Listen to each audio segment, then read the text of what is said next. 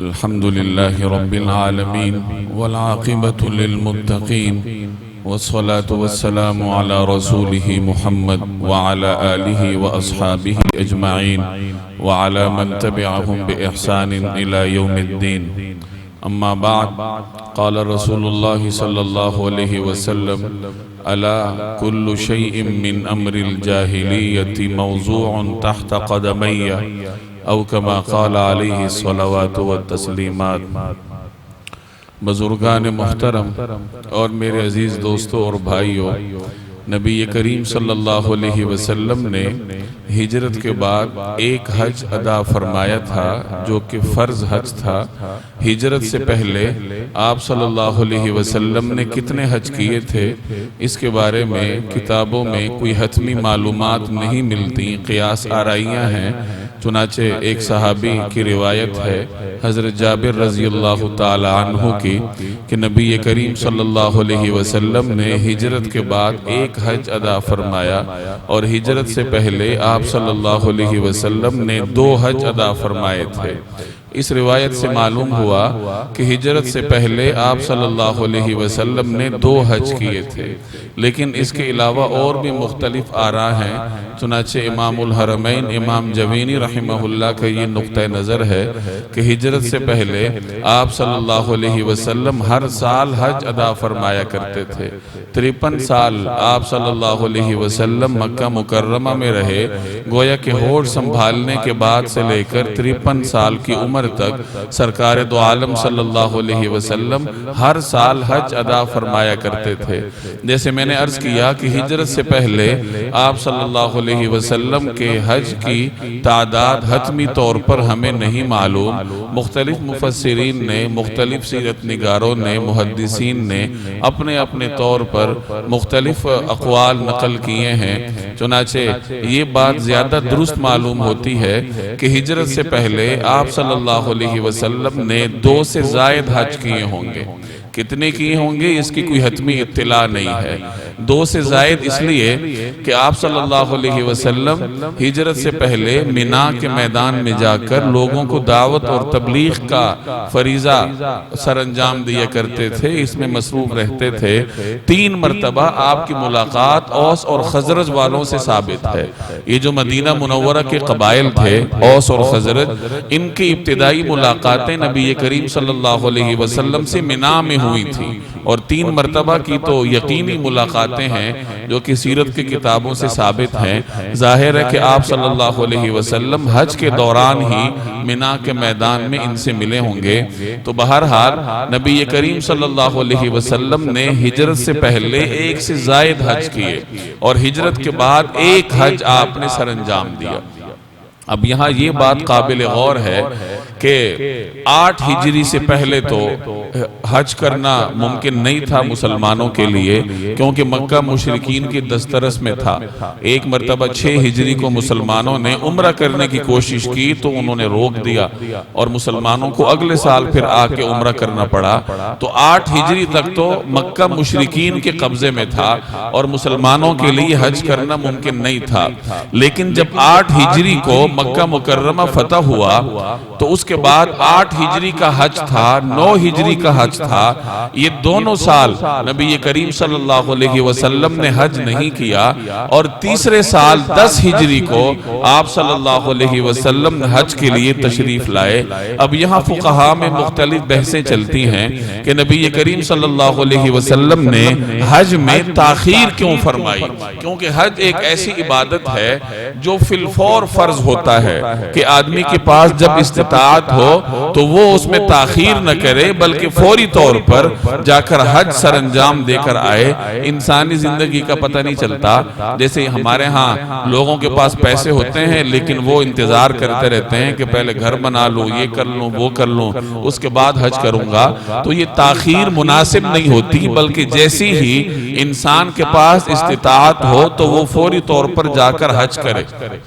ایک حدیث میں آتا ہے کہ جو آدمی استطاعت کے باوجود حج نہ کرے، اسے کسی ظالم بادشاہ نے بھی نہ روکا ہو، اس کے باوجود حج نہ کرے تو وہ چاہے یہودی ہو کر مرے یا عیسائی ہو کر مرے. اب یہاں حدیث میں یہودی اور عیسائی کے ساتھ تشبیہ دی گئی. وجہ کیا ہے؟ وجہ یہ ہے کہ یہودی اور عیسائی حج نہیں کرتے تھے، مشرکین حج کرتے تھے، چاہے انہوں نے طریقہ بگاڑا ہوا تھا، لیکن یہودیوں اور عیسائیوں کے ہاں حج نہیں تھا۔ تو اس حدیث میں ایسے مسلمان کو جو استطاعت کے باوجود حج نہ کرے اور اسی حالت میں دنیا سے چلا جائے، اس کو یہودیوں یا عیسائیوں کے مشابہ قرار دیا گیا کہ جیسے وہ لوگ حج نہیں کرتے ایسے ہی اس مسلمان نے بھی حج نہیں کیا۔ اب اللہ کو کوئی پرواہ نہیں ہے چاہے یہودی ہو کر مرے یا عیسائی ہو کر۔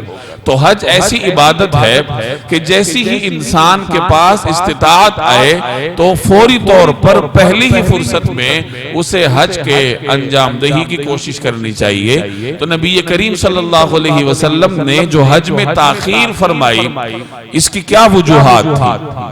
چنانچہ محدثین لکھتے ہیں مختلف وجوہات تھیں، ان میں سے ایک بڑی وجہ تو یہ تھی کہ 8 اور 9 ہجری کے حج میں مشرکین بھی موجود تھے، انہوں نے بھی حج کیا۔ 8 ہجری کا حج مسلمانوں 8 ہجری میں مکہ فتح ہو چکا تھا، لیکن حج قدیم طریقے سے ہوا، جس طریقے سے پہلے سے حج ہوتا آیا تھا تو 8 ہجری کو بھی ویسی ہی حج ہوا۔ 9 ہجری کو اسلام چونکہ ذرا زیادہ پھیل چکا تھا، نبی کریم صلی اللہ علیہ وسلم نے حضرت ابوبکر صدیق رضی اللہ تعالی عنہ کو مدینہ منورہ سے امیر الحج بنا کر بھیجا۔ حج ایک امیر کی نگرانی میں انجام دیا جاتا ہے، وہی امیر پھر خطبہ عرفات بھی دیتا ہے، نمازوں کی امامت بھی کرتا ہے، اور اس کی نگرانی میں حج کے ارکان لوگ سر انجام دیتے ہیں۔ تو 9 ہجری میں آپ صلی اللہ علیہ وسلم نے حضرت ابوبکر صدیق کو امیر الحج بنا کر روانہ کیا، انہوں نے مسلمانوں کی قیادت فرمائی حج میں، لیکن اس سال بھی مشرکین شریک تھے اور انہوں نے اپنے طریقے سے حج کیا اور مسلمانوں نے اپنے طریقے سے حج کیا۔ تو چونکہ ان دونوں سالوں میں مشرکین بھی موجود تھے، انہوں نے بھی حج کرنا تھا، تو نبی کریم صلی اللہ علیہ وسلم نے اپنے لیے یہ مناسب نہیں سمجھا کہ میں مشرکین کے ہوتے ہوئے حج کروں۔ تو اس وجہ سے آپ صلی اللہ علیہ وسلم نے حج میں تاخیر فرمائی۔ اور ایک اور بڑی وجہ بھی سامنے آتی ہے، وہ یہ کہ مشرکین کے ہاں ایک رسم تھی کہ وہ مہینوں کو آگے پیچھے کرتے تھے۔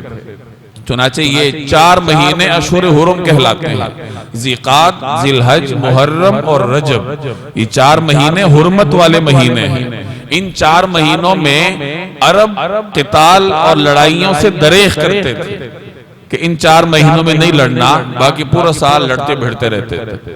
اب اگر ان 4 مہینوں میں سے کسی مہینے میں لڑائی ناگزیر ہو جاتی کہ کسی قبیلے پہ حملہ کرنا ہی کرنا ہے، مجبوری آن پڑی ہے، اور دوسری طرف دیکھا تو اشہر حرم میں سے کوئی مہینہ ہے، تو وہ یہ طے کر لیتے تھے کہ اس سال یہ حرمت والا مہینہ کچھ مؤخر ہو گیا، اپنی مرضی سے مہینے کو مؤخر کر لیتے تھے۔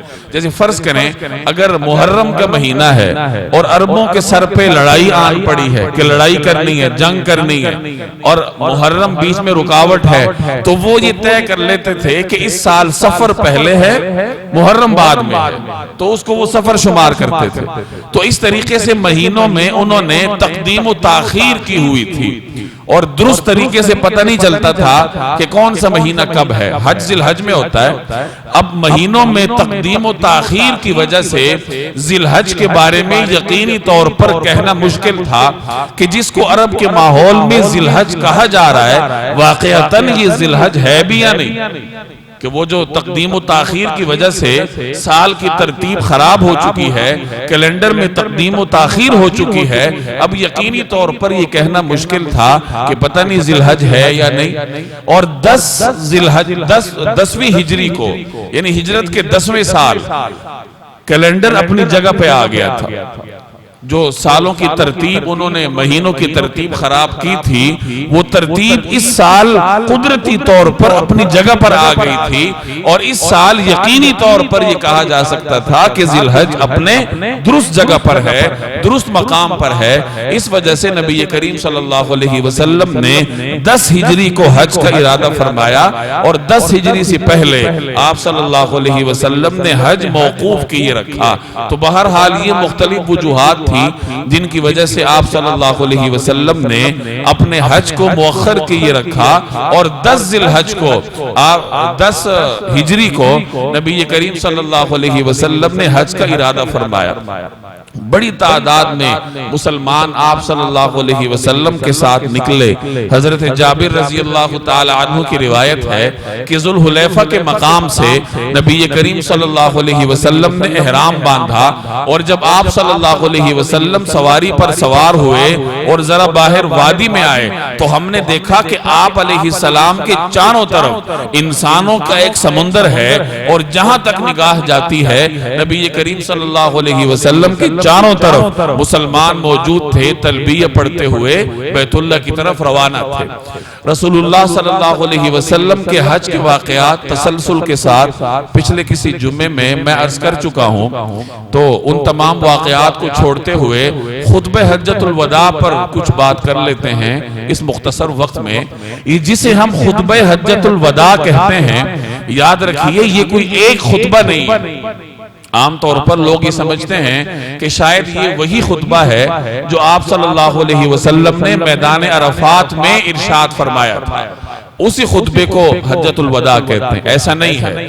نبی کریم صلی اللہ علیہ وسلم نے اس سفر حج کے دوران مختلف چھوٹے بڑے خطبے ارشاد فرمائے تھے.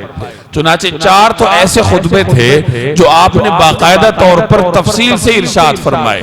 امام نووی رحمہ اللہ فرماتے ہیں کہ نبی کریم صلی اللہ علیہ وسلم نے پہلا خطبہ یوم الترویہ کو ارشاد فرمایا، 8 ذی الحج کو، جب لوگوں نے مینا کے لیے نکلنا تھا مکہ مکرمہ سے، تو اس وقت آپ صلی اللہ علیہ وسلم نے ایک خطبہ ارشاد فرمایا. اور دوسرا خطبہ نبی کریم صلی اللہ علیہ وسلم نے میدان عرفات میں ارشاد فرمایا. تیسرا خطبہ آپ صلی اللہ علیہ وسلم نے یوم النحر یعنی 10 ذی الحج کو، جو ہمارے ہاں عید کا دن ہوتا ہے بقرہ عید کا، تو اس یوم النحر کو آپ صلی اللہ علیہ وسلم نے صحابہ کرام کے مجمع سے تیسری مرتبہ خطاب فرمایا. اور چوتھی مرتبہ آپ صلی اللہ علیہ وسلم نے 12 ذی الحج کو مینا کے میدان میں ہی صحابہ کرام سے خطاب فرمایا. یہ 4 خطبے ان مختلف مقامات پر آپ صلی اللہ علیہ وسلم نے ارشاد فرمائے.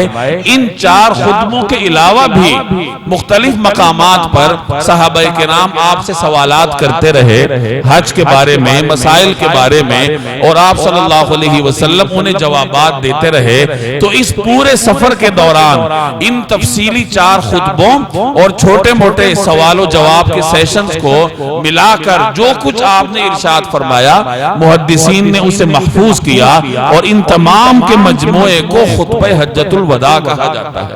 تو یہ یاد رکھیے کہ خطبہ حجۃ الوداع یہ صرف وہی خطبہ نہیں ہے، یعنی جو ہم خطبہ حجۃ الوداع کے نام سے حدیث کی کتابوں میں روایات پڑھتے ہیں تو اس سے مراد صرف وہی خطبہ نہیں ہوتا جو آپ صلی اللہ علیہ وسلم نے میدان عرفات میں ارشاد فرمایا ہو، بلکہ مختلف مقامات پر حج کے دوران آپ علیہ السلام جو کچھ ارشاد فرماتے رہے، صحابہ سنتے رہے، اور بعد میں اپنی یادداشت کو کام میں لاتے ہوئے انہوں نے جو روایت کیا نبی کریم صلی اللہ علیہ وسلم کے حج کے بارے میں اور آپ کے حج کے دوران ارشادات کے بارے میں، تو محدثین نے اسے خطبہ حجۃ الوداع کے نام سے محفوظ کیا.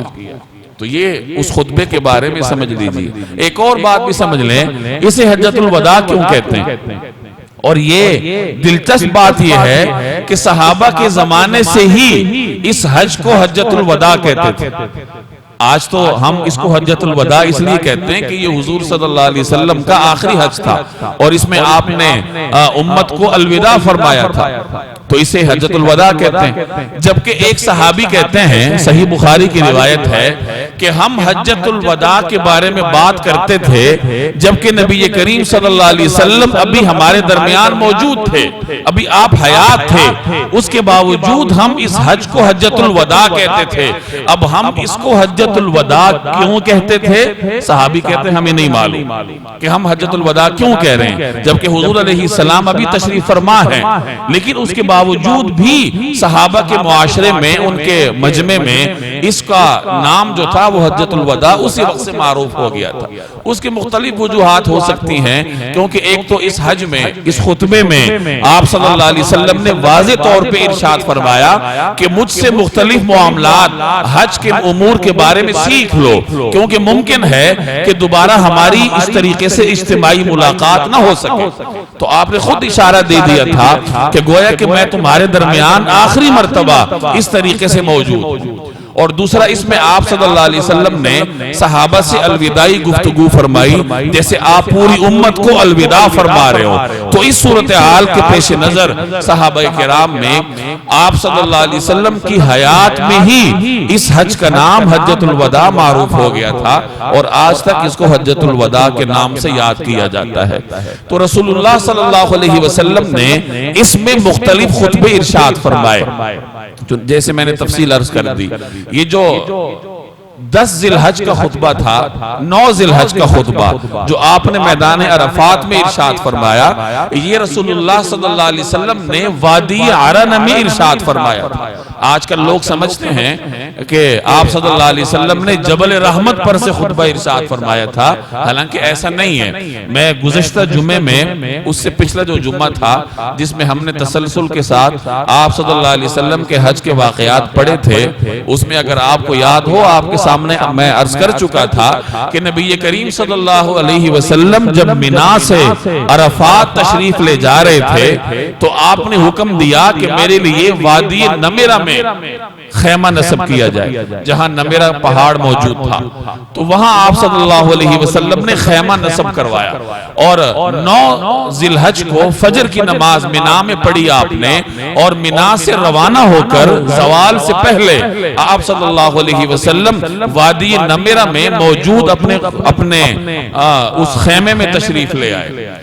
اب جب آپ نے خطبہ ارشاد فرمانا تھا زوال کے بعد، تو آپ صلی اللہ علیہ وسلم اپنی سواری قصواء پر سوار ہوئے، اور وادی نمیرہ سے قریب ہی وادی عرنہ ہے، وہاں آپ تشریف لائے، اور وہیں سواری پر سوار ہو کر آپ صلی اللہ علیہ وسلم نے صحابہ کرام سے خطبہ ارشاد فرمایا، اور اس کے بعد اسی مقام پر نبی کریم صلی اللہ علیہ وسلم نے ظہر اور عصر کی نمازیں ملا کر صحابہ کو پڑھائیں۔ اس کے بعد آپ صلی اللہ علیہ وسلم میدان عرفات میں داخل ہوئے، اور جبل رحمت کے مقام پر آپ تشریف لے گئے، اور اپنی سواری کو قبلہ رخ کیا، اور جبل رحمت کے نیچے آج بھی کنکر ہیں، اس زمانے میں بھی چھوٹی چھوٹی چٹانیں اور کنکر یہاں رکھے ہوتے تھے۔ تو سیرت نگار کہتے ہیں کہ ان کنکروں کے مقام پر آپ صلی اللہ علیہ وسلم قبلہ رخ ہو کر غروب تک، مغرب تک آپ وقوف فرماتے رہے، دعا میں مصروف رہے، اللہ کے سامنے آہوزاری کرتے رہے۔ تو آپ صلی اللہ علیہ وسلم نے خطبہ وادی عرنہ میں دیا تھا، اور یہ بھی یاد رکھیے کہ وادی نمیرہ جہاں شروع میں آپ نے قیام فرمایا، اور وادی عرنہ جہاں سے آپ نے خطبہ دیا تھا، یہ دونوں مقامات عرفات سے باہر ہیں۔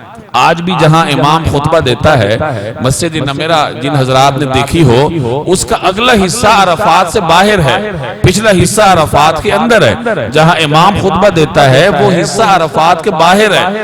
آپ صلی اللہ علیہ وسلم خطبہ دے کر اور دونوں نمازیں پڑھا کر اس کے بعد میدان عرفات تشریف لائے تھے، اور غروب تک پھر آپ صلی اللہ علیہ وسلم نے جبل رحمت کے پاس کھڑے ہو کر وقوف فرمایا اور دعائیں فرماتے رہے۔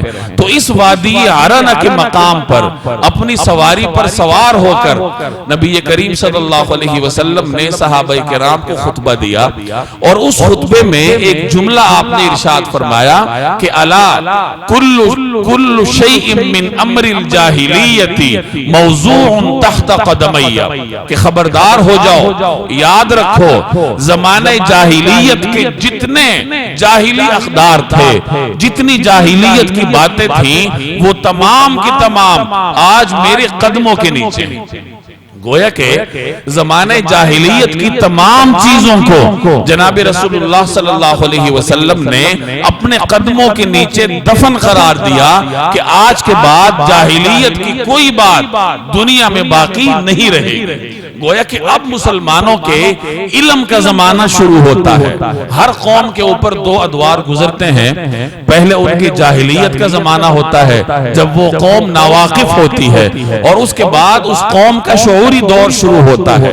چنانچہ مسلمانوں کا شعوری دور نبی کریم صلی اللہ علیہ وسلم کی بعثت کے بعد سے شروع ہوتا ہے، جو کہ حجۃ الوداع کے اس خطبے پر اپنے عروج تک پہنچا، اور اب مسلمانوں کے لیے ایک ایسا شعوری دور ہے جو قیامت تک چلتا رہے گا۔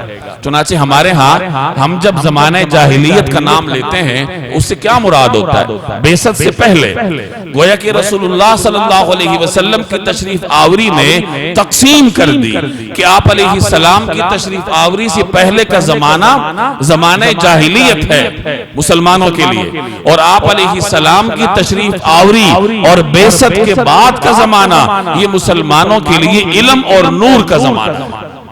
مغرب کو آپ دیکھ لیں، ان کے ہاں بھی یہ تقسیم ہے، وہ بھی اپنے ایک دور کو زمانہ جاہلیت ڈارک ایجز کہتے ہیں، اور ایک دور کو روشن خیالی انلائٹنمنٹ کا دور کہتے ہیں، لیکن ان کی بدقسمتی ہے کہ ان کے ہاں روشن خیالی کا جو دور ہے اس کی عمر بہت کم ہے۔ آپ مغربی تہذیب کی کتابیں دیکھ لیجئے، ان کے ہاں انقلاب فرانس کے بعد کا جو زمانہ ہے اسے روشن خیال زمانہ تصور کیا جاتا ہے، اور انقلاب فرانس سے پہلے کے زمانے کو وہ زمانے جاہلیت تصور کرتے ہیں، ڈارک ایجز، تاریک دور اسے کہتے ہیں۔ اور انقلاب فرانس کب ہوا؟ آپ مجھ سے بہتر جانتے ہیں، 18ویں صدی کے آخر میں ہوا۔ گویا کہ 225 سال یہ مغرب کی جو بزعم خود ایک روشن خیالی ہے تو اس کی عمر 225 سال ہے، جبکہ مسلمانوں کے ہاں جو روشن خیالی ہے وہ آپ صلی اللہ علیہ وسلم کی تشریف آوری کے ساتھ شروع ہوئی۔ مغرب نے تو عقل اب سیکھی ہے، ان کو تو نہانے کا طریقہ نہیں آتا تھا۔ آپ نے سن رکھا ہوگا ملکہ ایزابیلا کے بارے میں، جس نے اندلس کو فتح کیا تھا، مسلمانوں کے ہاتھ سے چھینا تھا۔ یہ سخت کیتھولک تھی، عیسائیوں کے فرقوں میں سے کیتھولک فرقے سے متعلق تھی، اور رومن کیتھولک فرقوں کے ہاں نہانے کو عیاشی تصور کیا جاتا ہے، ان کے ہاں نہانا منع ہے۔ ملکہ ایزابیلا کے بارے میں یہ مغربی اور مشرقی تمام مورخین لکھتے ہیں کہ یہ اپنی پوری زندگی میں 2 مرتبہ نہائی تھی، ایک مرتبہ پیدائش کے وقت جب اس کو نہلایا گیا تھا، اور دوسری مرتبہ اپنی شادی کے وقت۔ ان 2 مرتبوں کے علاوہ پوری زندگی میں اس سے نہانا ثابت نہیں ہے، کیونکہ یہ کٹر کیتھولک تھی، اور اپنے جسم پر سے بدبو کو دور کرنے کے لیے یہ پیرس سے عطریات منگواتی تھی۔ چنانچہ اس زمانے سے لے کر آج تک پیرس کے پرفیومز مشہور ہیں۔ ایزابیلا نے ان کو شہرت دی تھی، اور نہانے سے اس کو اتنی دشمنی تھی کہ جب اس نے اندلس کو فتح کیا، جو آج اسپین کے نام سے جانا جاتا ہے، تو یہ مسلمانوں کا ترقی یافتہ علاقہ تھا، مسلمانوں کے گھروں میں حمام بنے ہوتے تھے، روزانہ نہاتے تھے، اور نہانا اس کے ہاں جرم تھا۔ تو اس نے پولیس کی باقاعدہ ایک فورس تشکیل دی تھی، جس کا کام ہی یہی تھا کہ مسلمانوں کے حمامات کو گرائے، اور اگر کوئی مسلمان نہائے تو اسے پکڑے، اسے سخت سزا دے۔ یہ مغرب کی صورتحال ہے کہ ان کی اور ہماری روشن خیالی میں ایک تو عمر کا فرق ہے کہ انہیں روشن خیالی کا خیال بڑی دیر سے آیا، جبکہ مسلمانوں کو اللہ تبارک و تعالی نے جناب رسول اللہ صلی اللہ علیہ وسلم کی صورت میں روشن خیالی بھی عطا کی تھی، علم کا دور بھی شروع ہوا تھا، اور جاہلیت کی ساری قدریں مٹ گئی تھی۔ ایک فرق یہ ہے، اور دوسرا فرق مغرب اور اسلام کے روشن خیالی میں وہ علم اور وحی کا ہے۔ مغرب کی روشن خیالی کا کیا مطلب ہے؟ اس کا مطلب یہ ہے کہ انہوں نے ایک تو بادشاہت سے آزادی حاصل کی، اور دوسرے نمبر پر مذہب کا لبادہ اتار کے پھینک دیا۔ ایک طرف بادشاہت کو خیر آباد کہا اور دوسری طرف چرچ کو خیر آباد کہہ دیا. اب وہ اپنے مذہب سے نکل کر آزاد ہوئے. اب معاشرہ جو چاہے، جو عوام طے کر دے، جو قانون عوام طے کر دے، وہی ان کے ہاں حلال ہے، وہی ان کے ہاں قانونی حیثیت رکھتا ہے. گویا کہ وحی الہی سے باہر نکلنے کا نام انہوں نے روشن خیالی رکھا، جبکہ مسلمانوں میں اپنی ذاتی خواہشات کو چھوڑ کر وحی الہی کی غلامی میں آنے کا نام کیا ہے؟ روشن خیالی. کہ ایک انسان کی اپنی خواہشات ہوتی ہیں، ان خواہشات کو اگر وحی سے ٹکرایا جائے اور وحی کے بالمقابل انسان اگر اپنی خواہشات پر عمل کرے تو اسلام اس کو جہالت کہتا ہے، اور اپنی خواہشات کو اللہ کی مرضی کے تابع کر دینا اسلام اس کو روشن خیالی کہتا ہے. جبکہ اس کے مقابلے میں مغرب وہ اپنی مرضی کو روشن خیالی کہتا ہے اور شریعت کی تعلیمات کو پس پش ڈال دینا، بائبل کو، انجیل کو، تورات کو چھوڑنے کا نام ان کے ہاں روشن خیالی ہے. خیر یہ ان کی مجبوری بھی ہے کہ ان کے ہاں تورات اور انجیل کا وجود ہی نہیں ہے. آج پوری دنیا میں کوئی ایک عیسائی دنیا کی کسی کتاب پہ ہاتھ رکھ کر یقین سے نہیں کہہ سکتا کہ یہ وہی انجیل ہے جو حضرت عیسیٰ پہ نازل ہوئی. پوری دنیا میں کوئی ایک یہودی دنیا کی کسی کتاب پر ہاتھ رکھ کر یہ نہیں کہہ سکتا کہ یہ وہی تورات ہے جو حضرت موسیٰ پہ نازل ہوئی. ان کے پاس اپنی کتابیں نہیں ہیں. جبکہ مسلمان خود خوش قسمت ہے کہ ہمارا چھوٹا سا بچہ دنیا کی کسی کونے میں رہتے ہوئے قرآن کریم پر ہاتھ رکھ کر یقین سے کہہ سکتا ہے کہ یہ وہی کتاب ہے جو اللہ تبارک و تعالی نے محمد الرسول اللہ صلی اللہ علیہ وسلم پر نازل کی تھی. تو یہ فرق ہے مسلمان اسلام اور مغرب میں. یہ تو ہماری بدقسمتی ہے کہ ہمیں اپنے دین کے بارے میں، اپنی تہذیب کے بارے میں، اپنی تاریخ کے بارے میں کچھ پتہ نہیں ہے، اور ہم مغرب کو اپنے سے برتر سمجھ کر اس کے پیچھے چلتے جا رہے. اور جاہلیت کی وہ قدریں جو نبی کریم صلی اللہ علیہ وسلم نے مٹانے کا اعلان فرمایا تھا، آج مسلمان اس کو سینے سے لگائے بیٹھا ہے.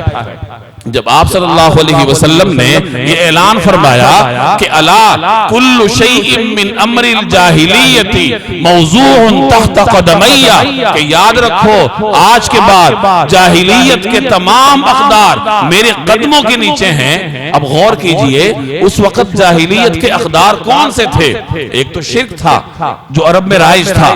نبی کریم صلی اللہ علیہ وسلم نے شرک کو ختم فرمایا، اور آپ علیہ السلام کے حج سے پہلے جب 9 ہجری میں ابو بکر صدیق رضی اللہ تعالی عنہ کی نگرانی میں مسلمان حج کے لیے گئے تھے تو اس پیچھے سورہ برات کی آیات نازل ہوئی. تو آپ صلی اللہ علیہ وسلم نے حضرت علی رضی اللہ تعالی عنہ کو بھیجا کہ جاؤ اور حج کے مجمع میں اعلان کرو. ایک تو انہیں سورہ برات کی آیات سناؤ، اور ساتھ یہ بھی اعلان کرو کہ آئندہ سال کوئی شخص ننگا ہو کر، عریاں ہو کر بیت اللہ کا طواف نہیں کرے گا. تو ایک سال پہلے سے نبی کریم صلی اللہ علیہ وسلم اس علاقے میں شرک کو ممنوع قرار دے چکے تھے. تو ایک تو شرک آپ نے ختم کیا، دوسرے نمبر پر فحاشی، عریانی جو عربوں کے ہاں رائج تھی، بے حیائی، اس کی مختلف شکلیں، شراب نوشی، جوا، نسل پرستی، یہ تمام وہ اقدار تھی جو رسول اللہ صلی اللہ علیہ وسلم نے حجۃ الوداع کے موقع پر ان کو جاہلیت کی اقدار قرار دیا اور ختم کر دیا. اور آج یہی اقدار آپ کو مغرب میں نظر آئیں گے. فحاشی نظر آئے گی، شراب نوشی نظر آئے گی، جوا نظر آئے گا، نسل پرستی نظر آئے گی. نسل پرستی مغرب میں بہت زیادہ ہے. یہ تو الگ بات ہے کہ میڈیا ان کے ہاتھ میں ہے اور میرے اور آپ کے پاس درست معلومات نہیں پہنچتی. 1964 تک امریکہ میں سیاہ فام اور سفید فام ان دونوں کے لیے الگ قانون تھے. کسی پبلک پلیس پر جو سیاہ فام امریکی ہے وہ سفید فام کے برابر نہیں بیٹھ سکتا تھا. 1964 کے بعد شور شرابے کی وجہ سے شہری حقوق کا قانون انہوں نے پاس کیا، لیکن آج بھی ان کے ہاں سیاہ اور سفید کے تعصبات موجود ہیں اور وہ ختم نہیں ہو سکتے. کیوں؟ تعصب کو ختم کرنے والی چیز نظریہ ہوتا ہے، تعصب کو ختم کرنے والی چیز عقیدہ ہوتا ہے جو ان کے ہاں نہیں ہے. اور نبی کریم صلی اللہ علیہ وسلم نے ایک جملے میں ارشاد فرمایا کہ الا ان اباکم واحد، کہ یاد رکھو تمہارا باپ ایک تھا، تم ایک آدم کی اولاد ہو، الا یاد رکھو، لا فضل لعربی علی عجمی، کسی عربی کو عجمی پر کوئی فوقیت نہیں۔ عربوں کے ہاں کہیں طبقات تھے، ایک تو عرب اپنے آپ کو غیر عرب سے افضل سمجھتے تھے۔ عرب کا مطلب کیا ہے؟ عرب کہتے ہیں فصیح کو، عجم کہتے ہیں گونگے کو۔ عرب یہ سمجھتے تھے کہ یہ جو غیر عربی ہیں یہ گونگے ہیں، زبان تو صرف عربی ہے، تو وہ اپنے آپ کو غیر عرب پر فوقیت دیتے تھے۔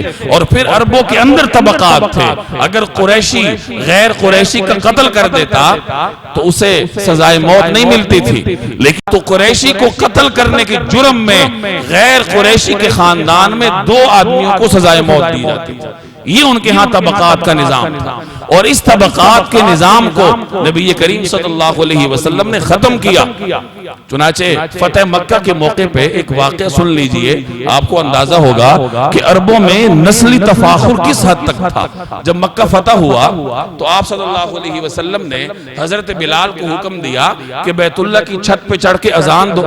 حضرت بلال سیافام تھے، اور اذان دینا یہ بہت بڑا منصب تھا اس زمانے میں، آج تو ہم نے اس کا مرتبہ گرا دی۔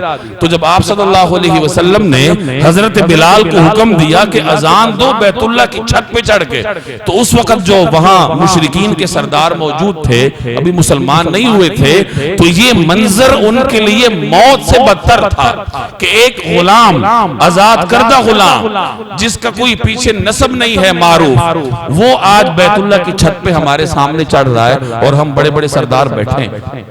چنانچہ ایک مشہور قریشی سردار جو بعد میں مسلمان ہو گئے تھے، انہوں نے اس موقع پر یہ جملہ کہا اپنے باپ کو مخاطب کر کے، باپ ان کا مر چکا تھا، لیکن انہوں نے اپنے باپ کو مخاطب کر کے کہا کہ او میرے باپ، شکر کرو کہ تم آج نہیں ہو اور تم نے یہ منظر نہیں دیکھا جو ہم دیکھ رہے ہیں، گویا ہمارے لیے یہ موت سے بدتر ہے کہ ایک آزاد کردہ غلام ہمارے سامنے بیت اللہ کی چھت پر چڑھے اور اذان دے۔ لیکن نبی کریم صلی اللہ علیہ وسلم نے عربوں میں موجود اس نسلی تفاخر کو اپنے ایک جملے سے ختم فرمایا کہ ان اباکم واحد، کہ تم ایک آدم کی اولاد ہو، لا فضل لعربی علی عجمی، کسی عربی کو عجمی پر کوئی فوقیت نہیں ہے، ولا لعجمی علی عربی، کسی عجمی کو عربی پر کوئی فوقیت نہیں ہے، ولا لاحمر علی اسود، ولا لاسود علی احمر، کالے کو گورے پر، گورے کو کالے پر کوئی فوقیت نہیں ہے، الا بالتقوی، اگر کوئی فوقیت کا میدان ہے تو وہ تقوی ہے۔ آؤ تقوی کے میدان میں آگے بڑھو اور اللہ کے ہاں اپنی قدر منواؤ۔ اگر تقوی نہیں ہے تو ایک آدمی جتنے بھی بڑے خاندان سے متعلق ہو، اللہ کے ہاں اس کی کوئی قدر و قیمت نہیں ہے۔ تو اس فرمان کے ذریعے نبی کریم صلی اللہ علیہ وسلم نے مسلمانوں کے اندر سے نسل پرستی کو ختم فرمایا، اور بعد میں انہی غلاموں کو جن کو عربوں کے ماحول میں رتی برابر اہمیت نہیں تھی، جب وہ تقوی کے میدان میں آگے بڑھے، علم کے میدان میں آگے بڑھے، تو بادشاہ بھی ان کے سامنے جھکتے تھے۔ وقت ختم ہو گیا، ایک واقعہ عرض کر دوں تاکہ یہ بات پوری ہو جائے۔ عطا بن ابی رباح بہت بڑے فقیہ ہیں، لیکن یہ آزاد کردہ غلام تھے، غلاموں کے خاندان سے ان کا تعلق تھا، سیاہ فام تھے، شکل و صورت کچھ اچھی نہیں تھی، اور مورخین لکھتے ہیں کہ ان کی ناک ایسی تھی جیسے لوبیے کا دانہ ہوتا ہے، یعنی اس قدر یہ شکل و صورت تھی۔ لیکن علم کے میدان میں جب انہوں نے محنت کی تو باوجود اپنی غلام پس منظر کے اور اپنی سیاہ شکل و صورت کے، عربوں کے ماحول میں انہیں مکہ مکرمہ میں سب سے بڑا امام تصور کیا جاتا ہے۔ چنانچہ ایک روایت میں آتا ہے، مورخین لکھتے ہیں کہ حضرت عطا رحمہ اللہ ایک مرتبہ بیت اللہ کے سامنے بیٹھے تھے، نفل پڑھ کے ہٹے تھے۔ سلیمان بن عبد الملک جو بنو امیہ کا معروف خلیفہ تھا، آدھی دنیا کا حکمران تھا، وہ اپنے بیٹوں سمیت حج کے لیے آیا ہوا تھا۔ اب اس نے کوئی مسئلہ پوچھنا تھا، اور حج کے مسائل کے لیے لوگوں کا مرجع عطا بن ابی رباح تھے۔ اب سلیمان بن عبد الملک خلیفہ ہے، اپنے بیٹوں سمیت آتا ہے حضرت عطا سے مسئلہ پوچھنے کے لیے۔ حضرت عطا فقیہ ہیں، وہ بیٹھے ہوئے تھے، اور انہوں نے بیٹھے بیٹھے یوں گردن موڑ کر خلیفہ کو کہا، ہاں بولو کیا بات ہے۔ پھر خلیفہ نے جھک کر ان کے سامنے ادب سے مسئلہ پوچھا، ایک پوچھا، دو پوچھے، حضرت عطا نے بڑی بے نیازی سے اس کو جوابات دیے، اور خلیفہ جب واپس گیا تو اپنے بیٹوں سے کہا کہ بیٹو علم حاصل کرو، یہ علم ہی ہے جس نے مجھے بادشاہ کو اس سیافام کے سامنے جھکنے پر مجبور کیا تھا۔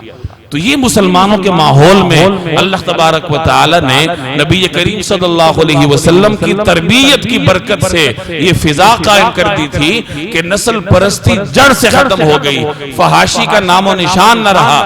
اب جا کر آخری فتنوں کا زمانہ ہے، مسلمانوں میں نسل پرستیاں بھی آ رہی ہیں، قومیت پرستی بھی آ رہی ہے، مذہب کی بنیاد پر بھی تقسیم ہے، لسانیت کی بنیاد پر بھی تقسیم ہے، فحاشی کو بھی سینے سے لگائے ہوئے ہیں، اور وہی جاہلیت کی قدریں جو نبی کریم صلی اللہ علیہ وسلم نے مٹا ڈالی تھی، آج مسلمان انہیں دوبارہ زندہ کرنے کے در پہ ہے۔ اللہ تبارک و تعالی مجھے اور آپ کو ان سے محفوظ رکھے، وما علینا الا البلاغ۔